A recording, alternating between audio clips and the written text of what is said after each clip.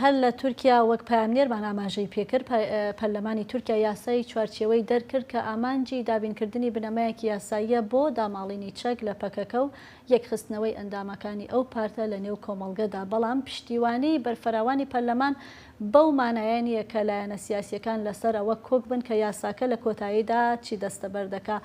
بۆ زانیاری زیاتر سەبارەت بە قۆناغەکانی با بڵێن داهاتووی ئەم یاسایە دەڕۆینە لای هاوکارمان ئۆزلەم یاسا کە لە ستودیۆ لەگەڵمانە.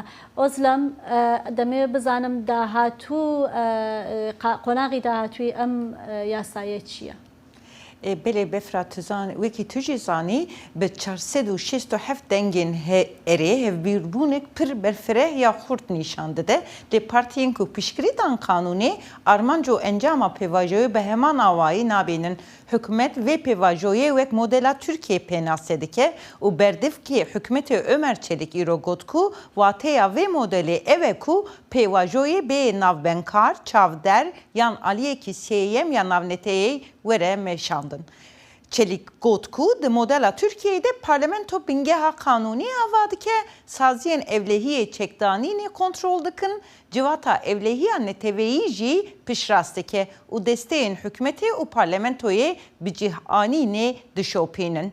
Le modela Türkiye befra emnikarın bejin ku naha jealiye parlamento veye tekabül kırın. Bu naha tene tegehke hükümetiye ku iro ragahand regez u pivanin ve nezelalın. Gellek pspord pırsın ku beye aliyeki serbexwe çektanin u şefaviya pevajoye evi çava verin pişras kırın. Dem parti teviku pişkirida kanuni u gotku ev gava despikeye le dve sermafin demokratik kanunin antiteröre u revşa Abdullah Öcalan kanunin dün demudes verin derxistin. CHP u hın partiyen dünci jibo bdawi anina tün diye pişkiridan le kemasi rexnekirin. Befra Loma ser bdawi kirina şere çektari hev birbuneke berfere hebeji li ser çareseriya siyasi avaye çavderiya pevajoye emnikarın bejin ku hin hev birbunek tam xuyadike yanjina.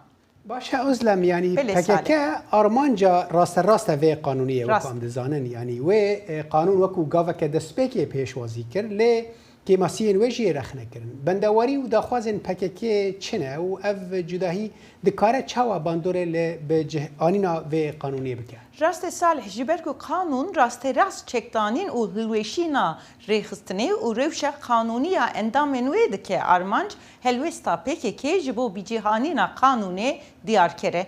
PKK wekî gava destpêkê pêşwazî kir lê got ku têde kemasî û valahiyên ciddî hene.